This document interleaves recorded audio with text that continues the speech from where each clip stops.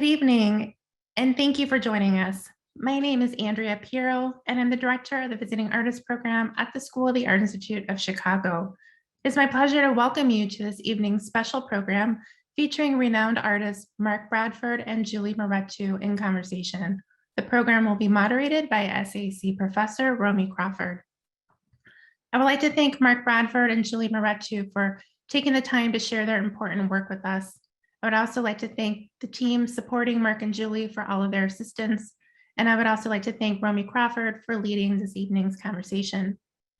Tonight's program is presented in partnership with the Smart Museum of Art at the University of Chicago and in conjunction with the exhibition Toward Common Cause, Art, Social Change, and the MacArthur Fellows Program at 40.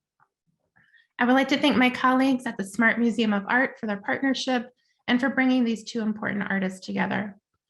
The Toward Common Cause exhibition, which includes work by Mark Bradford and Julie Mehretu, is on display at the Smart Museum through December 19th, with additional projects happening in other venues across Chicago. You may find additional details by visiting the website towardcommoncause.org. Each year, SAIC's Visiting Artists Program hosts a series of public talks by internationally recognized artists, designers, and scholars to expand our thinking about contemporary art and culture. Tonight's program concludes our fall season, so please keep an eye on our website for our spring schedule that will be announced in January. At the end of this evening's conversation, we will take a few questions from the audience. To pose a question, simply post it in the Q&A box below, and we will try to get to as many questions as time allows. Instructions will also be shared by our staff via the chat window. Closed captions are also available by clicking the CC button at the bottom of your screen. So now to introduce our presenters, it is my pleasure to welcome Abigail Winograd, who is the MacArthur Fellows Program 40th Anniversary Exhibition Curator. Thank you. Hi, Andrea. Thank you so much for the introduction and welcome everybody. I'm so pleased to be here this evening and thrilled to introduce tonight's speakers. As Andrea mentioned, work by both artists are currently on view at the Smart Museum of Art as part of Toward Common Cause, Art, Social Change, and the MacArthur Fellows Program at 40.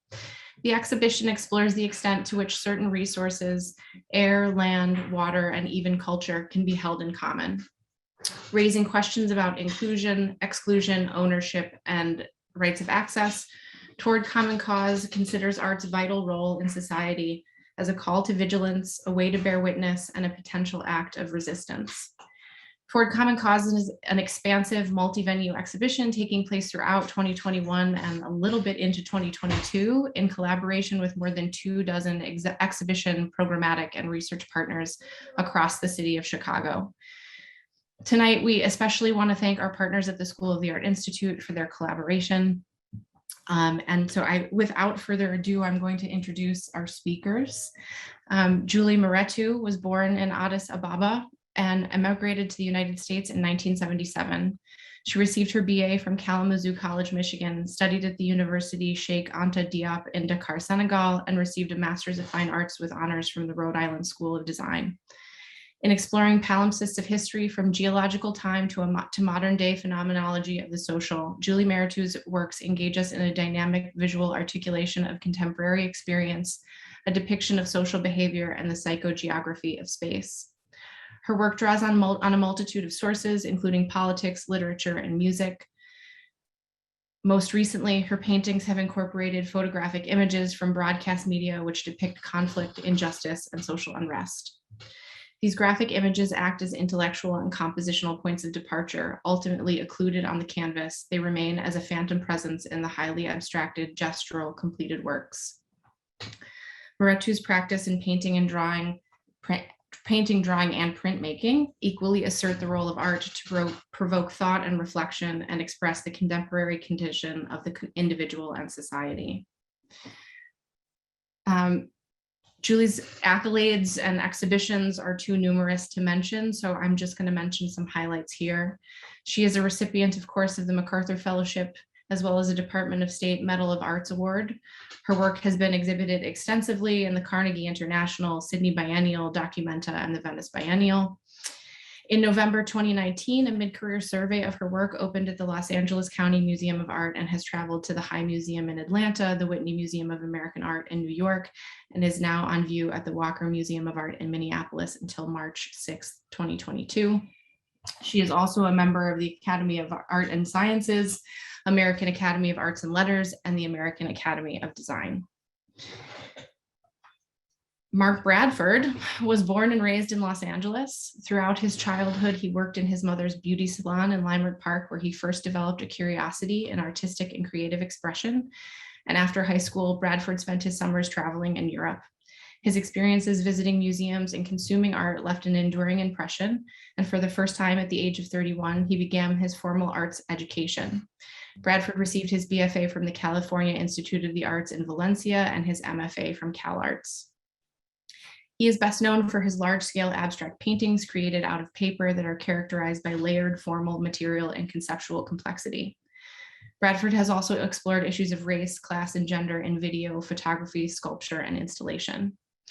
His work explores social and political structures that objectify marginalized communities and the bodies of vulnerable populations. Using everyday materials and tools, Bradford has created a unique artistic language referred to frequently as social abstraction. His work is rooted in his understanding that all materials and techniques are embedded with meaning that precedes their artistic utility. Just as essential to Bradford's work is a social engagement practice through which he reframes objectifying social structures by bringing contemporary art and ideas into communities with limited access to museums and cultural institutions. The list here is likewise long, so I will be brief. Mark's work has been featured in the Whitney Biennial, Prospect One in New Orleans, the Hirshhorn Museum and Sculpture Gallery, and many, many others. In 2010, the Wexner Center for the Arts presented a retrospective of his work that traveled to the ICA Boston, MCA Chicago, Dallas Museum of Art, and SF MoMA. In 2015, he founded Art and Practice in Leimert Park with his longtime partner, Alan DeCastro, and philanthropist and art collector, Eileen Harris Norton. In 2017, Bradford represented the United States at the 57th Venice Biennial, and he is a member of the American Academy of Arts and Sciences, recipient of the U.S. Department of State's Medal of Arts, was appointed a National Academician in 2013, and is, of course, the recipient of a MacArthur Fellowship. Tonight, the artist will be in conversation with Dr. Romi Crawford. Dr. Crawford is chair and professor of visual and critical studies at the School of the Art Institute of Chicago. Her research revolves primarily around the topic of race and its relation to American visual and popular culture. She regularly writes on contemporary art and is co-author of The Wall of Respect, Public Art and Black Liberation in 1960s Chicago, and editor of Fleeting Monuments for The Wall of Respect. She was co-curator of the 2017 Open Engagement Conference in Chicago and founded the Museum of Vernacular Arts and Knowledge, a project-based platform for art making that is out of sync with museum and gallery values.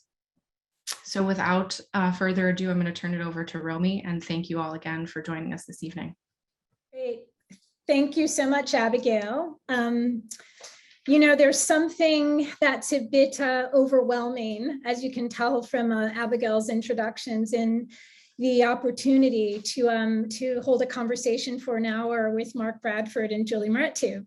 And, you know, really there's something about the overload of material and thematic information that's in the paintings, in your paintings, that's also emblematic of how multidimensional and expansive your practices are. So I think it's a good thing for us to tether our discussion a bit to some of the concerns that are addressed in the exhibit frame. So things such as the current sociopolitical moment, questions of inclusion, exclusion, ownership, rights of access, resources, et cetera. You know, those are the types of things that I think are going to help us along in this conversation, given the overwhelming amount of things that we really don't have time to attend to. So there's also the fact that during this COVID phase, many people have not had an opportunity to see the work at the Smart Museum yet. So I thought we could start, Julie and Mark, with an orientation to the works that are in the exhibit for those who haven't had an opportunity to see it. So Eden, I'm wondering if you could start showing some of the slides from the show. And, I'm wondering, Mark and Julie, if you would say something about why these works say something, fit in some ways or align with the context of the exhibit.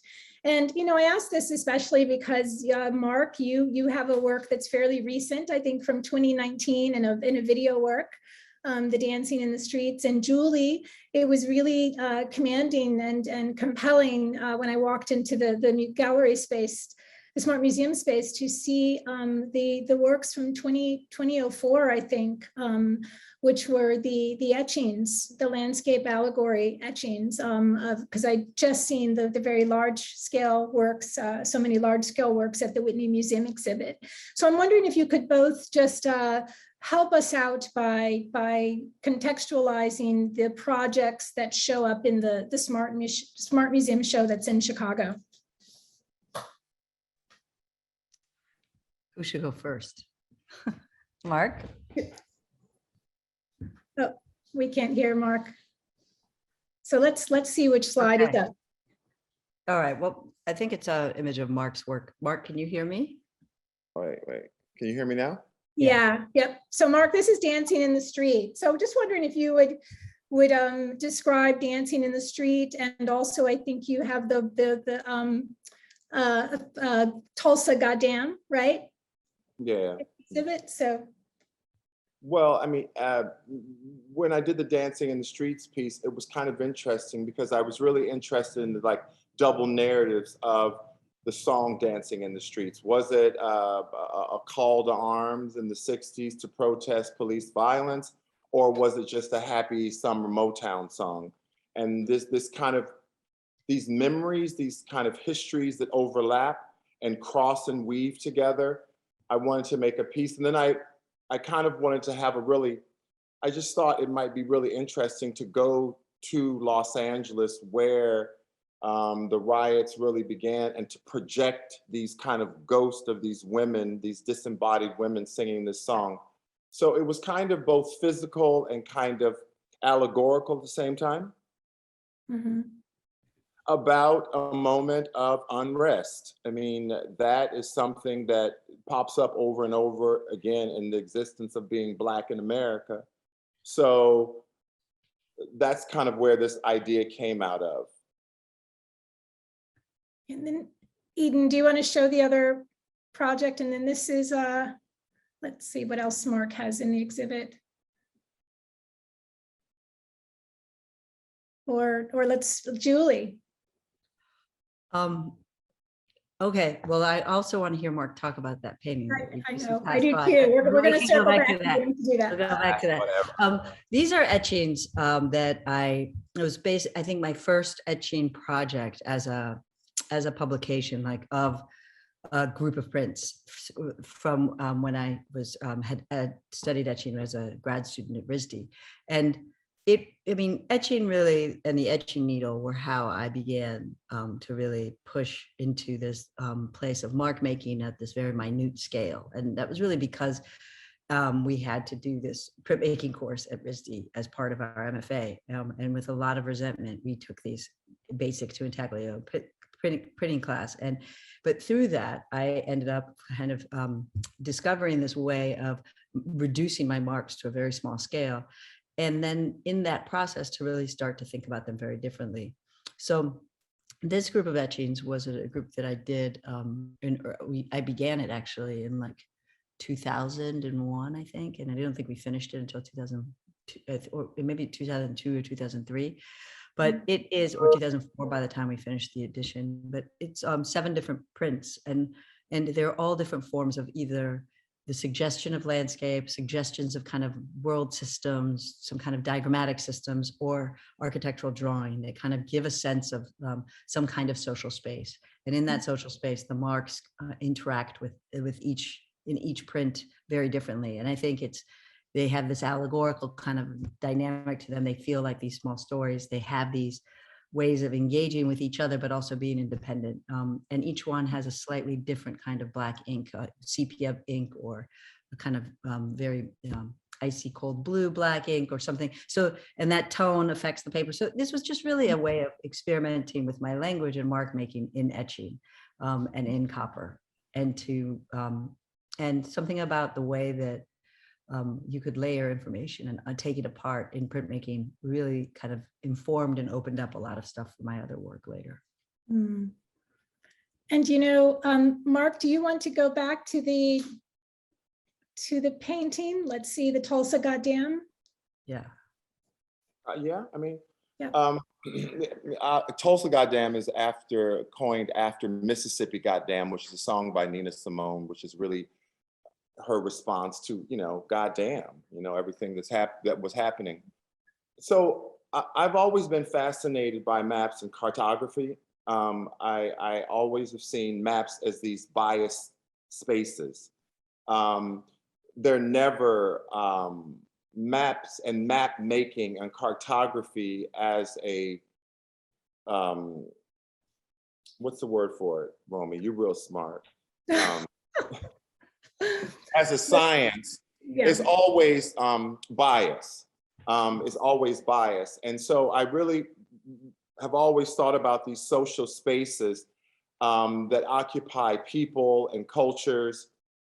And I just wanted to I had done a series of work about Tulsa about 10 years ago around Black Wall Street, before people even knew about Black Wall Street, to be perfectly honest with you. When I did the whole Black Wall Street, it wasn't in the public knowledge as much as it has been recently, because Tulsa, I think, is a 100-year anniversary of the riots or something. Mm-hmm. So basically what I did is I collapsed two maps. I collapsed an aerial view and I collapsed a view of the area Greenwood that was destroyed by the white rioters. So Black Wall Street was destroyed. So what I do is I start from these social maps that exist and I draw them, and then I layer upon layer upon layer, and I lose the social aspect and push it more into the space of art historical abstraction. Mm-hmm. But I feel because I'm starting from the social, some of those histories are going to cling to the edges. I'm always interested in taking materials, taking stories, taking things that belong in the space of the world and kind of squeezing them through a sausage maker. Mm-hmm. And what comes out the other side is this kind of alchemical thing. And so this is where this piece kind of came from.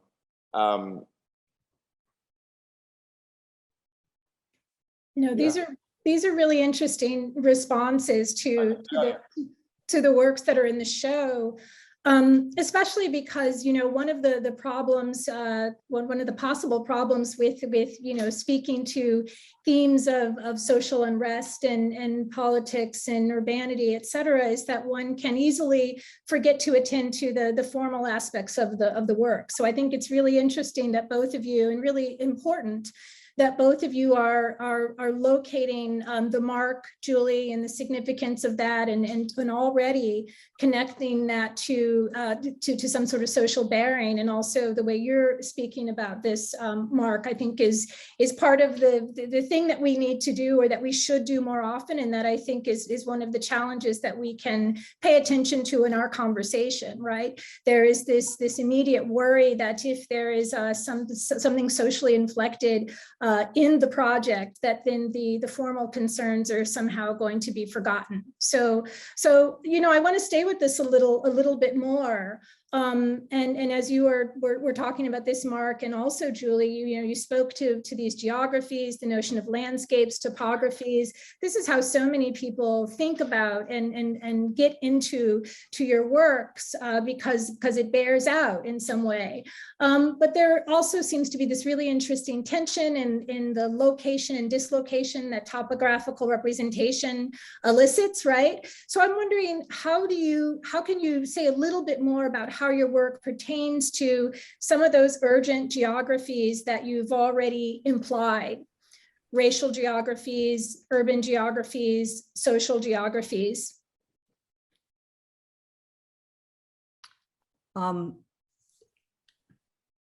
Well, I think like what Mark was just talking about is really interesting. This aspect of having something that's kind of embedded in the painting as, and feels very familiar to me, like something that's embedded in the painting as a social ground. And in a sense, I feel like I do that a lot with a way of even if it's unlegible. In fact, usually it's intentionally illegible. It's intentionally not there to like direct the perspective of how to look at this work, but it guides. It's like what Mark said, clings to the edges. There's this aspect of that the haunting of whatever that image is or whatever that social ground is that provides some kind of context for how the work can, the point of departure in terms of what's imaginative in the work.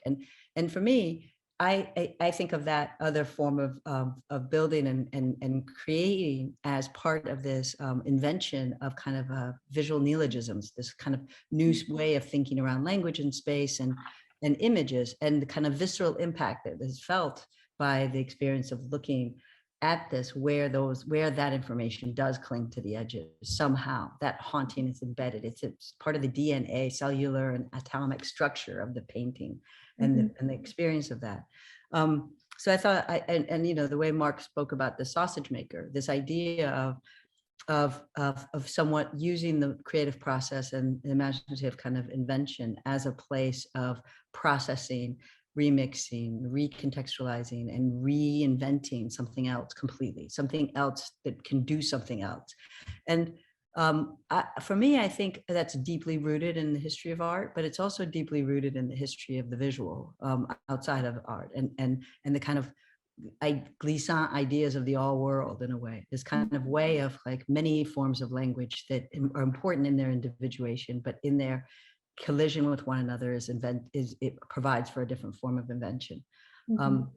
So for me, I think that's one of the reasons that the idea of like the social context, whether that be architectural drawing, the map, or a blurred photograph, serve as this way of concocting something, not just in an abstract space of nothing, but in an actual place, context, time, and social ground.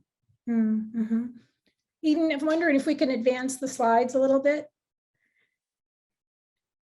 And you know, Julie, this you know, this is really interesting insofar as part of what you're speaking to is the fact that there's that you know there can be this, as I think it's what I described earlier, as location and dislocation in your work, and so you know, how much does something like a locale or locality matter, or maybe even, let's say, region. Let's maybe think about region at the same time that you're trying to create sort of a larger frame that takes in something that's not about the local, that's about the international or the global or the universal. Yeah, I mean, a lot of what Julie's saying is like what I agree with. I mean, you look, this is the Black Wall Street show in 2006. When I sort of moving into a space of abstraction for me was me kind of deciding to move into a space that I could have freedom to and kind of interrogate ideas without this intense focus on where race comes from, or almost a starting point, race, map, sexuality, and kind of moving into this other space that I can interrogate and move these ideas around at my leisure, or deciding to kind of be irreverent, or sometimes there's always baggage with material of where it comes from. And an artist, sometimes you can almost feel like you have this responsibility to keep it in its purest form of where it comes from, so that it almost becomes this spokesman for something. And I never wanted to do that. I never wanted to do that. I really wanted to create this space that I could interrogate ideas on my own terms, race, gender, sexuality, anything I wanted. But I wanted to give myself enough room to play. Like Julie says, it's always about a point of departure. At the end of the day, I make a painting and it belongs to that painting history. Now, the materials that I use or where the material comes from is whatever I decide. but I don't push back the formal issues. I don't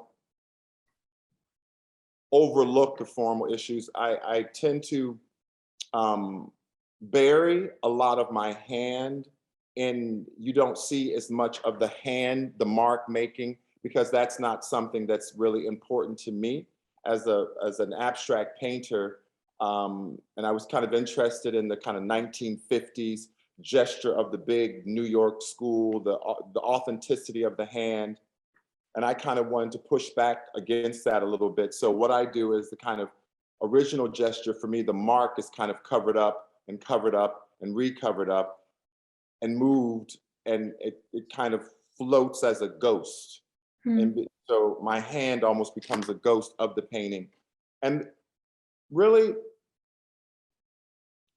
you know, my proposition has always been the same thing. Is it possible for people of color, for women, for gay people, to bring information, to bring material that comes from a very specific place? And are we allowed to move that material to another place and be able to have a conversation that's both social and art history at the same time? Mm-hmm. It's just a question I've been thinking about my whole career. Is it allowed? And I think the answer is yes. I mean, Julie? No, I agree with you. I think it's such an interesting thing that's pressure that's felt, that question even occurs, right? That the idea— And it does occur for us. Of course. And the idea, is it allowed? I mean, that comes because we've known of generations of artists who have been working like this and who have not been recognized, or who were recognized at the beginning of their work and then were denied space in the center of the conversation, or as important kind of landmark artists, not even landmark, but like important kind of artists to change and challenge painting. Finally, artists like Jack Whitten and Mel Edwards and many others are getting some of that recognition now. But the reality is that we grew up with them not getting that. No one knew who Frank Bowling was, and I think that is what brings up these questions of this, you know, that Mark's asking about what is one allowed, and that there's not just what is allowed. There's almost this expectation in terms of how critics and how the art world has responded to a lot of artists of color, queer artists, women, all kinds of people living in alternative ways, or in ways that aren't necessarily part of the homogenous kind of history of the art world. And a lot of those artists are there's almost this expectation of self-explanation. There's this explanation of transparency, of kind of defining who one is, of having to do that. And abstraction for me was absolutely the space of escape of that requirement, of those needs. It was a space, like what Mark said about the freedom to interrogate these things, but also to interrogate creation and to interrogate the desire for that and what is possible, and ultimately liberation in this kind of material. I think that those issues are really important, and I think, you know, it's an intense kind of constant question that comes up to artists of color and artists and any artist who defines themselves in a different way. Is it part of what fuels the two things, sort of the ambition and the innovation for you all, to be able to figure out or plot a way for both of those things, and more, right? And more is part of it, because I think if you can do two things, you can do 3 and 4 and 5, right? Is it part of the ambition of the work, especially as painters, because you both define as and are committed to being painters in a way, to that. And so is there some extent to which, because you're asking that question, you are moving painting forward in key ways? Mark, I'll let you take that. You know, actually, you know what? I don't think I thought about that. I just really, I mean, I was lucky to have Julie. We kind of came on the scene at the same time. I didn't think about that. I just really was. I have never had a problem looking in the mirror and understanding who I was. I had I've always had problems with easy equations of who that person was.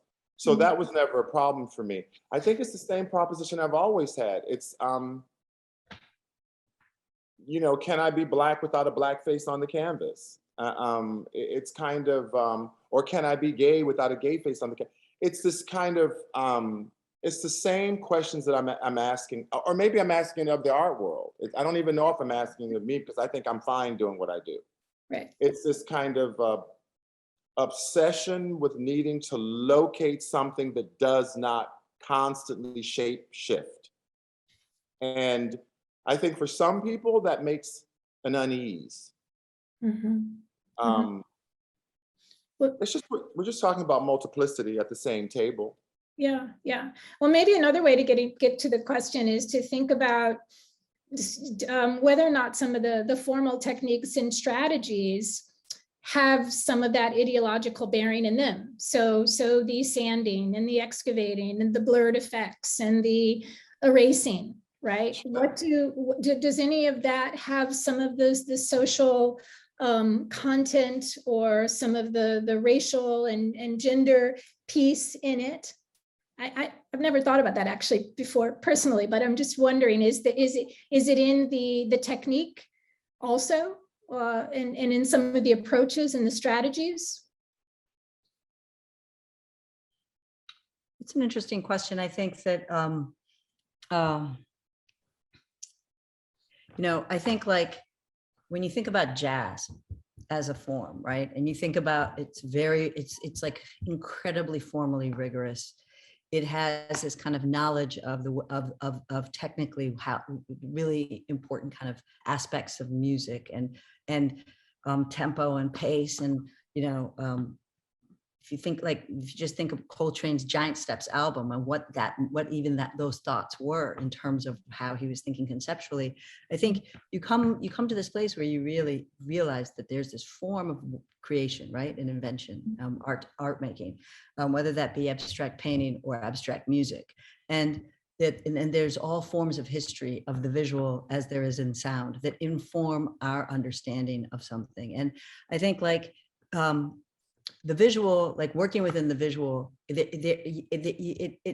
there's always a sense of some kind of signifier or codification happening in terms of what we're seeing, but it's kind of the ability to push that into something else, to merge that into something else. And that's something else that doesn't necessarily need to be articulated with language. It's almost not possible to articulate with language.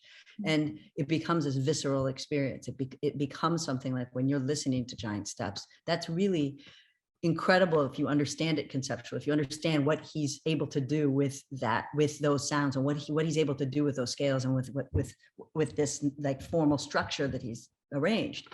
But you don't need to know that in order to really get that music or to feel that music. And I think it's very similar in terms of painting. I'm not necessarily interested in locating Blackness in the layers, although I think you could do that, or locating or locating particular forms of history, but I do think the visceral experience of horror is felt, or the visceral experience of violence, or the visceral possibilities of haunting or extreme joy. I mean, I think those are there are these ways that you can, their emotions and physical kind of reactions to images and to experiences. Like, I mean, Mark, I'm thinking about your big painting that was at the New Museum.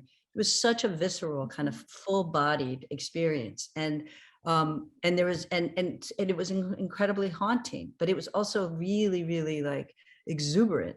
And I think that it's in that experience of like those faces that there's this almost sublime experience. And I think it's in that I tend to think around these issues that are hard to talk about with language, but are, or at least for me, but are captured in those types of experiences. I also just want to add, I think different that's the painting, incredible. Different embodied experiences respond to these works in really different ways. So whatever your racialized embodied experience is in the world, the way you engage with certain forms of even subliminal images is very different, or even with a certain form of physicality, it's really different if you have had a very particular kind of racialized physical embodied experience, embodied experience in the United States, or if you've had that regionalized embodied experience in Ethiopia.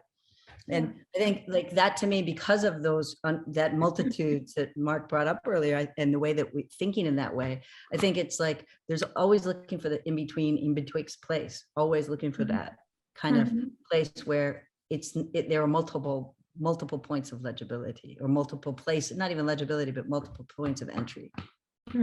Yeah, I think that's a great point. And it does seem to my mind to be something that you both have thought about through the work and the practice, which is these other contexts for different viewership, one might say. So, you know, one of the questions there is always for me, how do some of the strategies and of the practice work or translate in different venues? So, you know, Mark, when you try the thing in Menorca or somewhere else, does it translate in the same way that it does in LA?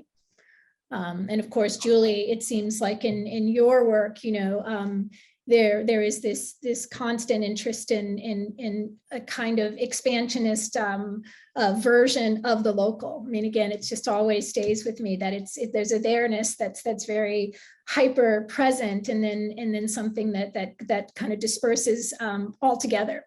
So just you know, just maybe a question about how the work translates in different locales. We've been talking a little bit about locales, regions, space. How does it play when you try it out in different scenes? Mark? I'm thinking. What about the Menorca, Mark? How did that work? Menorca, I heard about this recently. Yeah, Menorca was weird because we were coming out of the we were coming out of the pandemic, and I really wasn't even sure if I could do the show or if it would. It was the first show I had out of the pandemic, and so I just decided to kind of use it as an experiment. And so I had this educational thing that I wanted to do, because the Mediterranean and so many people crossing and dying, migrants, you see them constantly on the boats, and you see them. And so I really thought this was kind of the first time that I wanted to put a show together, and I also didn't want to hide the educational component. Oftentimes, arts education is always thought of as secondary to the exhibition itself. It's kind of an addendum. But for many, many people, the arts education is how they enter into art at a museum through a school trip, an educational school trip. So I thought, well, what if I made the whole thing? And so working with the young people in Menorca, who were great, and we did this kind of maps, and then we kind of create our own archaeology and the routes that the migrants take. And we also created these giveaway posters of either sand or the sea. And then I put these kind of fixture credit or my own thing on top of it as these kind of giveaways. And those were all done by the students. So while I was installing my show, they were installing their show, and I was working back and forth. Oh, okay. And I was working back and forth with them. So everything started to collapse together. What I was interested in is kind of questioning the hierarchical relationship of education and an exhibition, and how we separate them, and I just kind of did it all together. And it was after the pandemic, and I just kind of didn't feel like business as usual. Many of them were, a few of them were actually refugees, and they really owned the space. They made it their space. I was working with them more than they were working with me. So I would say that it was a successful show. So what we did was we kind of drew the sort of map of the world, and then they kind of painted in little desires like Black Lives Matter, or we have to all, like whatever. And then we actually ended up chiseling away so that they could actually experience loss. So only little fragments of messages would be left. It was that part was very successful to me. Mhm. And I just collapsed everything together. Right. So does this interest again in a type of environment or a type of mapping or a type of regionality, does that actually bump out to some sort of interest in the environment writ large? And also, Julie, wasn't there's sort of an interest in, or a way that sort of the fires were informing a palette, or some of the content in your work? I'm asking about the environment in the big way, the big environment, as opposed to the sort of micro environments or contexts that you all are often thinking about. And I'm just curious about that bump out. Has that always been there? Was that there in the 2004? Yeah, for me, Okay. I mean, there was this, I think there was again, the space of abstraction was a space intention, like with those early drawings that looked like maps and these little marks that behaved in different ways. They were marks that I thought of that operated, or I thought of them as having some sort of social agency, and drew with them as if they did, as if they were these kind of little worlds built, they're the little thick, characters building their worlds and all behaving in very different ways. But it was really a form of mimicking, right? Like mimicking and thinking around social behavior, and how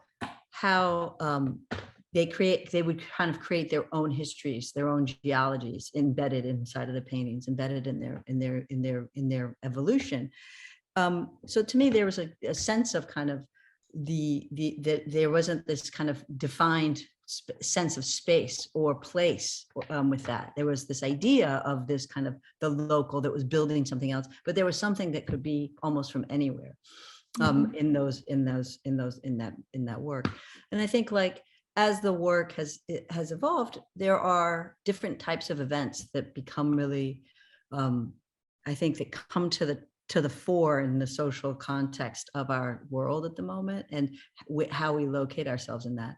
But climate catastrophe and climate change is probably, next to pandemic, the two, this is really where we are as a world and as a multitude, and that this is probably the most pressing issue that will create, is the cause of most of the kind of migration and the major migration issues that we're seeing coming up, not only as a result of post-colonialism, but also as a result of kind of extreme violence due to climate change and catastrophe.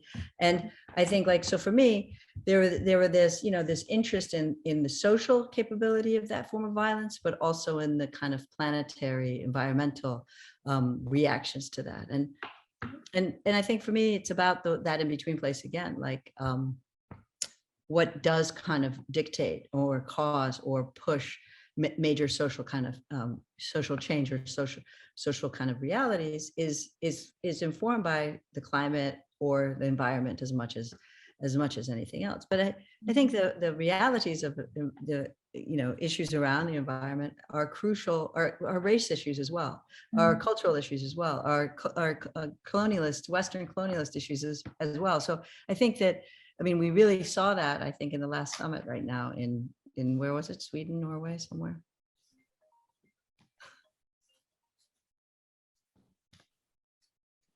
Yeah.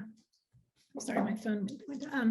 No, I think this is profound and really interesting, because in a way, we were moving to the side, kind of race, gender, class a few moments ago, and then it's really interesting that some of the other ways that some of the other topics and themes that show up through the work actually have those in that, of course, embedded in it as a kind of sub theme, if you will. I think in a big way, the kind of question of who one is and where we are is something that has haunted artists and thinkers and philosophers and scientists for since the beginning of who we are. And I think it's in those theories and efforts, and then the effort of trying to find liberation in that is or possibility, or the insistence on that, is the other side of that creative process. Yeah. So, Eden, I'm wondering if we can move to some of the other slides, because, you know, one of the things that's interesting in terms of some of the parallelisms in your practices is, you know, Mark, you're up to the education lab and art and practice, which I think there'll be some images of soon. And, you know, Julie, you've been involved as a founding member, I guess, or you can say more, of Denniston Hill. So I'm wondering if you could just describe for people who don't know what the Denniston Hill project is about.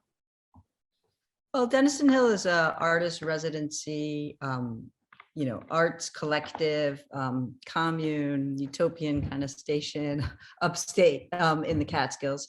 It was started by Lawrence Chua, Paul Pfeiffer, myself, and a few others who, but it's really the three of us who have continued to push it along.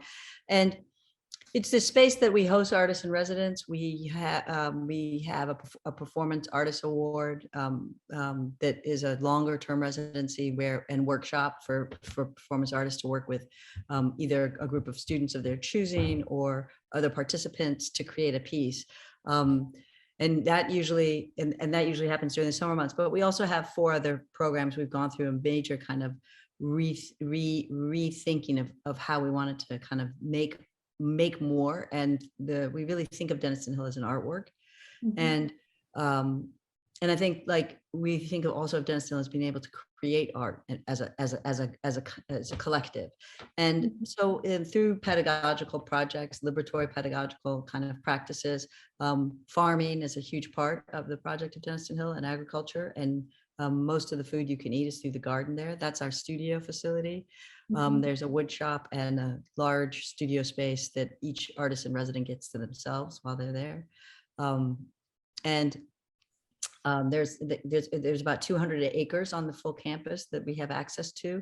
Not all of that is Denniston Hills, but it's the collective of us as a community that has this land and space up there.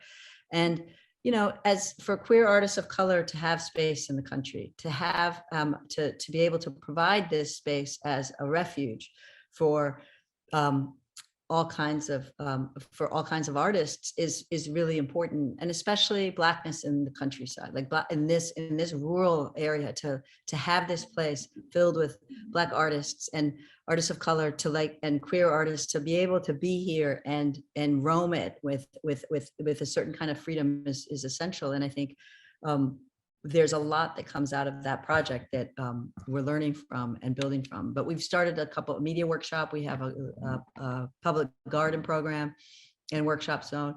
And it's a space that becomes a social kind of arena in a rural context. So in urban centers, you generally have those forms of space, but it's hard to think of that in the rural. And as we can see in American politics, the rural landscape is I mean, it's really important, and it's also a super haunted space, I think, as well. So it's complicated, but it's a really invigorating project, and we do a lot of partnering with different foundations, but also with education programs and after-school programs here in New York City and other places as well.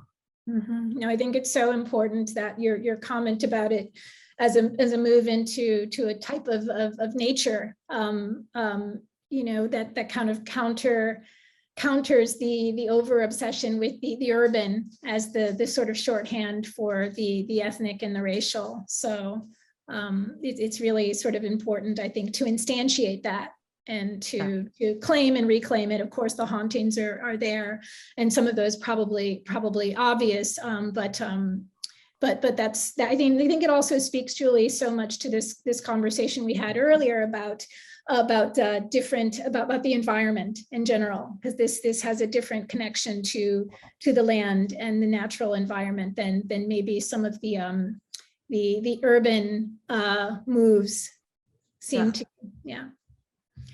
And so, you know, both of you are involved in these socially inflected projects, in these aspects of your practice that are seemingly outside of the artwork. And yet, Julie, you just said you consider it an artwork. That's really really interesting to me.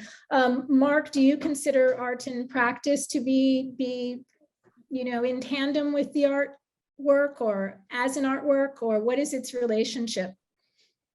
I consider art and practice to be part of my practice.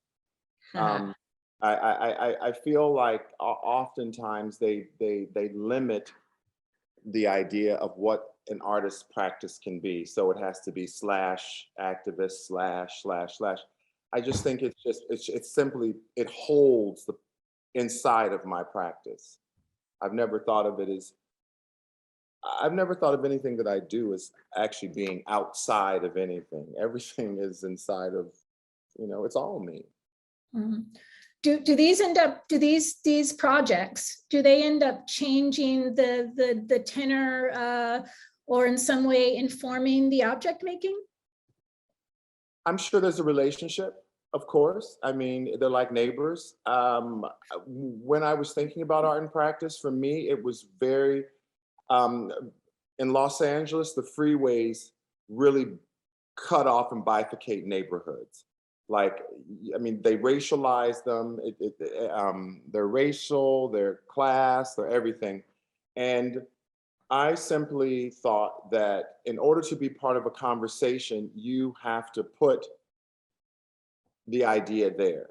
So I just wanted a space that would have, that not, and I didn't want to, I could have curatorially probably put on the shows myself, but it was very important for me to get the local museums, and not even the local museums, but even national museums, to have a relationship and to commit to coming to this neighborhood as part of the project. So we really focused on sort of museum curated shows of contemporary work. We go from performance to every painting to sculpture. And then I just thought that I also wanted to turn a lens to kind of what was happening locally in this particular neighborhood where foster youth was at epidemic levels. So it just became a plus sign. I thought about oftentimes, especially young kids of color, they get on a bus and they leave their neighborhoods to go across town to experience art. So this idea of feeling less safe or comfortable, we're all much more comfortable in our communities. So I just thought, well, I should bring it to them instead of them, sort of bring the mountain to them instead of the mountain always having to go, people have to go to the mountain, bring the mountain to the people or something like that. And that was just really more thinking about giving access, letting them decide, and being part of a conversation. And that it wasn't a big deal, really. No, both of these are so interesting also because they lean into a need, right? Or a set of needs. What else do you think we need? I mean, I think about this a lot in terms of new modes, and tried out a mode this summer around the Black Arts Movement school modality. But I'm wondering what other modes do you see that might need to be developed or might need to emerge? You both sort of, we're open to digging into a problem. And Julie, I think if I have correct, you're going to have to explain this and set it straight.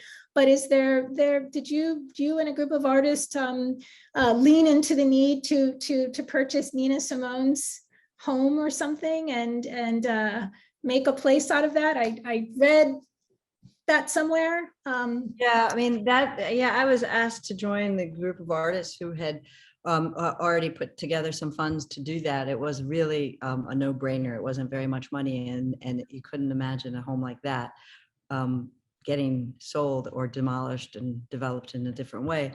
I was actually surprised people in the music industry didn't do that to begin with. Like, I was surprised it took visual artists. But in the big picture, I think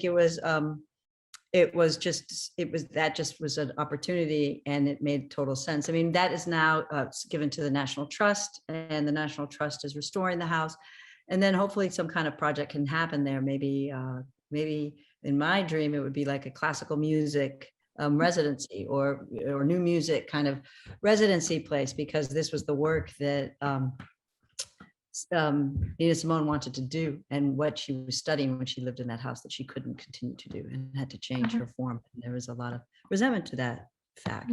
But, you know, when you were talking about new needs, I actually think like we need to like keep making work, like we need to keep inventing and creating. And I think artists are also going to help figure out how to negotiate this mess of this mediated, hyper mediated reality we live in right now, that is fundamentally like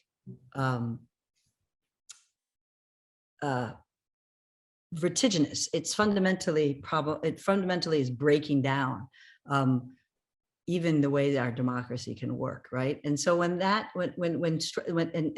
any kind of system we have, like the fault lines are becoming bigger and bigger, and I don't think anyone really understands how to properly deal with that. And I do think artists are at the forefront of trying to think through those issues and how you negotiate a hypermediated reality, and offer some kind of really interrogate what might be possible in that and what is fearful about it.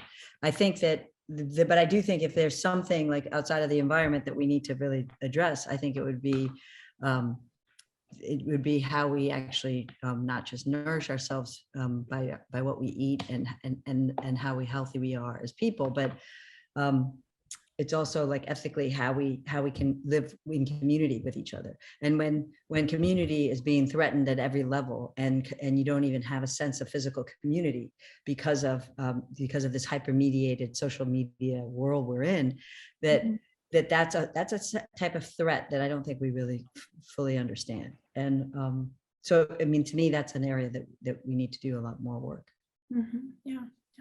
And as you said, if the musician community didn't save Nina Simone's house, maybe this is also something that artists can and should take on. I definitely believe that artists have the capacity to do these things and to move the needle on these things. And related to that, are you all interested in using common resources, air, land, water, those sorts of things more dynamically in your work? Are you interested in scaling out, if not up, into those types of interventions that use those elements as material? I mean, we breathe. Yeah. Sure. Sure. And all take breaths together or something. Yeah. Eden, let's see what other images we have. And I think these are, this is an interesting one. So I care about these images that represent community and sociality and all of that. And I have a question, and it's, there are really two histories that are showing up actually in the context of this conversation. There's the history of the MacArthur, right? The 40th anniversary. And then I think there's also the history of this 2001, the freestyle show. And as you know, somebody who really thinks of that actively as a history now, because I teach the F shows, right? So I go into a room and teach in art history courses about this moment and this show. It's another historical that you all are part of. And so a question I have for you has to do with whether, how would you define and explain your practice and what you are up to now compared to how you might have described it then?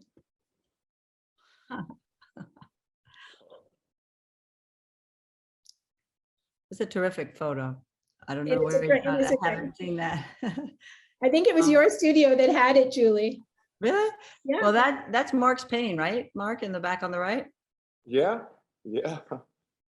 So since your picture is there, you want to talk about it first? Oh God, no. I mean, look at us. I mean, for me, yeah, the free. I mean, for me, it was a really, huh? What'd you say? What would you tell your younger self?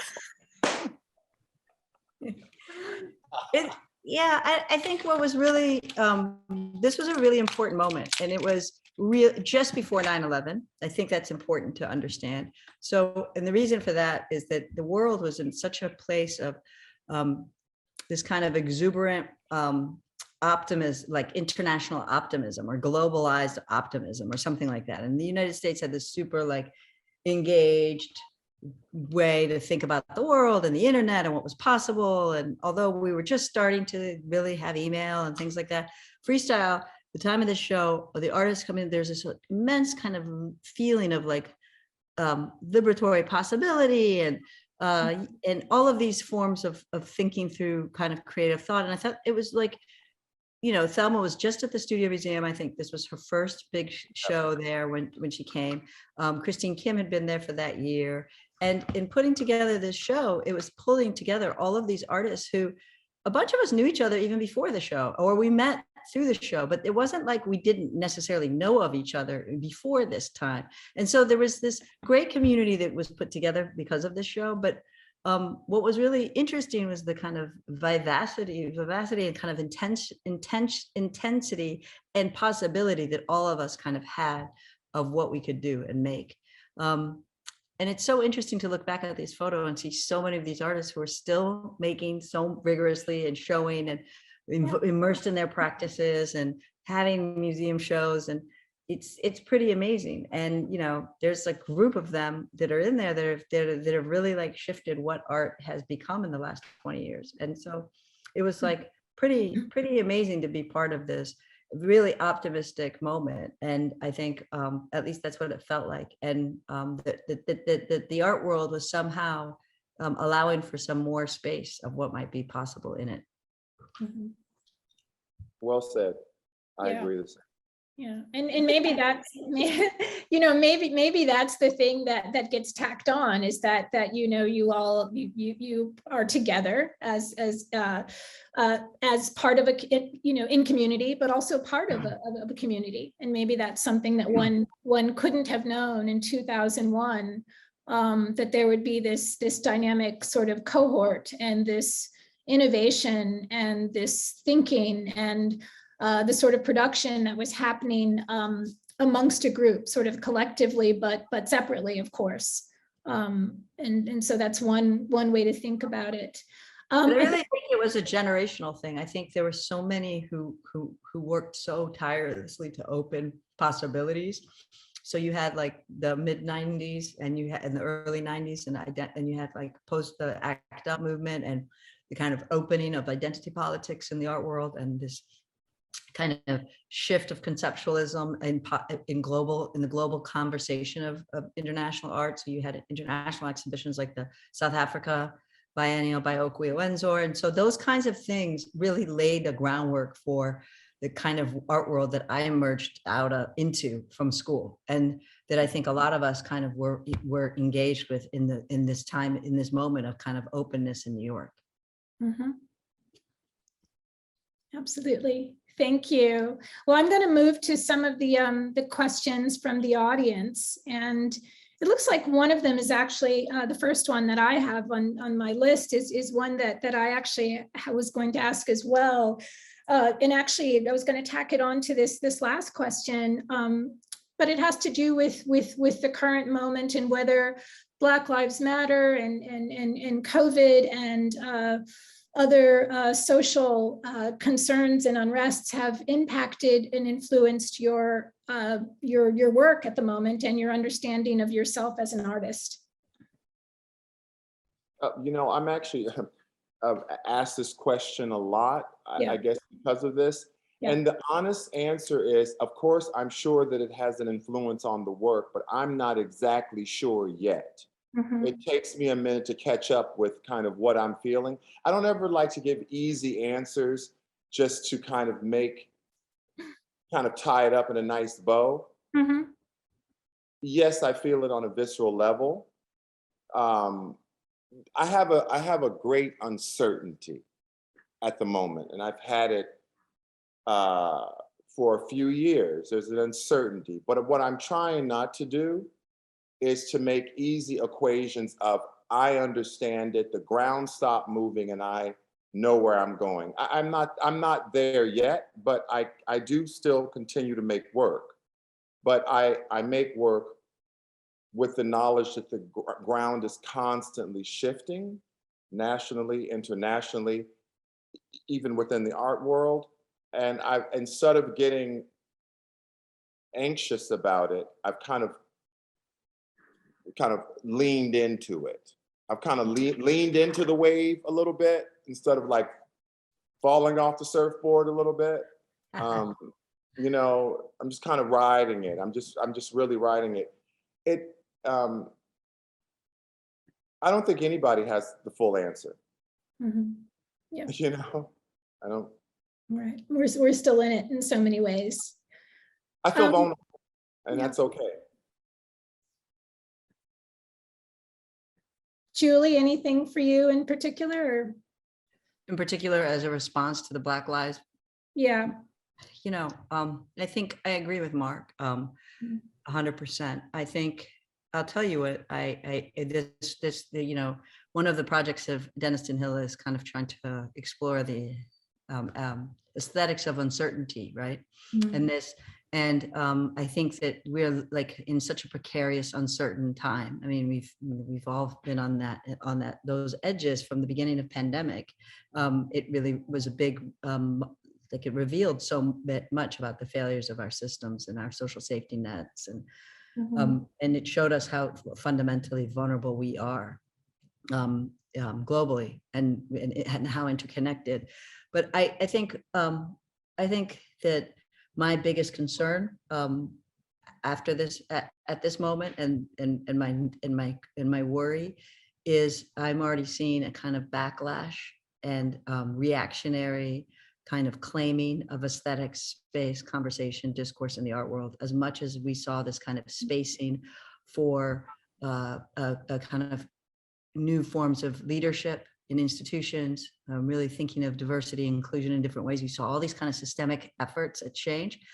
And some of those are really substantial. And you see that, like you'll see that in education, you'll see that in the art world, you'll see that in the publishing world. You have heads of publishing houses, that Black women that are in these incredible presses, or, but at the same time, my concern is that there's this kind of amplification of a different kind of work. I was walking around in Chelsea the other day, and there was this Gilbert and George show, this enormous show, and I'm thinking, why are these artists being shown right now? Like, what does that have to do with anything of this moment, right? And it was, these are artists who supported Brexit. These are artists who supported Thatcher. These are artists that are like, everything about their aesthetic is about maintaining a form of a certain type of cultural hegemony, and it's a white supremacist one, fundamentally. I mean, I'm not saying that that's who they are, but that's what that work, and you see this kind of return to certain kinds of practices and the writing around certain practices that just doesn't make sense in this moment. And I feel like we saw that after like the early 90s, you saw that same cycle of reactionary politics kind of taking things back, the conversations around beauty and around aesthetics as opposed to identity politics in that form, but the co-option of that. You saw it after the civil rights moment with these artists we were talking about earlier, like Jack Whitten and others who were showing 3 Frank Bowling paintings in the Whitney Museum collection, yet never to be shown again. Right after that moment of the post-civil rights movement. So I don't know, I feel very ambivalent and nervous, and yet I also feel like we've seen some real kind of generative, real productive work happening. So it's these two things at the same time. And I feel the same way. I feel the same way. I'm almost waiting for the backlash, and I feel like that will kind of right it. We've moved forward and really tackled some issues, especially in the art world, that we need to. They're like, we had no idea that it wasn't diverse enough at upper echelons. Well, I mean, but I'm waiting for this kind of backlash balance to see where we truly are. Yes. And then once again, I think that artists will develop strategies, as we always have, to kind of navigate, point, resist, include. So I'm very much thinking the same way as Julie is at this moment, very much. Well, it's interesting because I agree with you both. And I think that, you know, part of what may happen or what may need to happen is some of the resourcefulness and the resources that so many artists, including the two of you, are starting to kind of show towards your efforts at Denniston Hill or Art and Practice, et cetera. You know, some of that resourcing might actually have to loop into those institutions to support those interventions, those new people, right? I think that some of that's going to probably have to kick in for all of this to have some staying power. But yeah, that's sort of my take on in way to agree with what you're saying. Okay, there's another question. I'm going to ask one more, and from the audience, which is, what are three things, but you know, whatever number, tangible or intangible, that were critical for the successful establishment of Denniston Hill and Art and Practice? And then what are a few challenges that occurred along the way? And repeat the question one more time, please. Yeah. What What was tangible or intangible that were critical to the successful establishment? What allowed you to successfully launch Denniston Hill and Art and Practice? And then on the other side of the question, the person wants to know, what are a few challenges that occurred as you tried to produce those projects? I mean, I can say for Denniston Hill, I mean, the only reason it exists is because of tenacity and the effort to make it happen. Maybe there's a lot there. Maybe there was some naivete involved as well. How easy we thought it could be. But I think, like, you know, not really getting how much work it would be and like what it would take, and that form of, I think one of the challenges is maintaining funding and money. And that's always, it feels like one of the main challenges. And I think that, you know, as Mark said, artists always find strategies and ways to invent something and to make something possible. And we keep doing that despite all. I mean, we've had moments where we've actually thought of closing, and maybe the Denniston Hill chapter is coming to, but instead it kind of, we reinvented it and we've rebuilt it in a way that we want to be further engaged with it. So I think having it be something that you really care about and are passionate about and will work tirelessly for, that's a big plus. But some naivete is also important. I think part of the key. Yeah. Thing. I mean, it was definitely a naivete. I probably wouldn't have done it if I didn't have this kind of idea. But obviously, resources are all ways to keep it moving, and also to keep it vital. Yeah, to kind of keep it alive and to keep it part of the kind of the whatever conversation we're trying to have. That's always something, and you kind of have to allow it to kind of shape shift. I find that whatever mission statement I had 10 years ago, we're much different as an organization now, and kind of allowing that. Definitely. That's it. Yeah, same. Yeah. Thank you so much. Sustainable. Yeah, no, thank you both so much. It's I mean, we kind of whizzed through so many things, but I you know, have to say the ambition of the practice, you know, and sort of how it keeps innovating into new spatial possibilities and new concerns, and new you know, civic potentials, and all of that is really commanding and wonderful. And so thank you. Thank you. Thank you. Julie, was great being here with you. Yeah, you too, Mark. It was such a pleasure. I mean, I've known you forever, but it's just great to hear you talk, really. You too. Yeah. Okay. Thank you so much. Bye. Thank you. Bye-bye.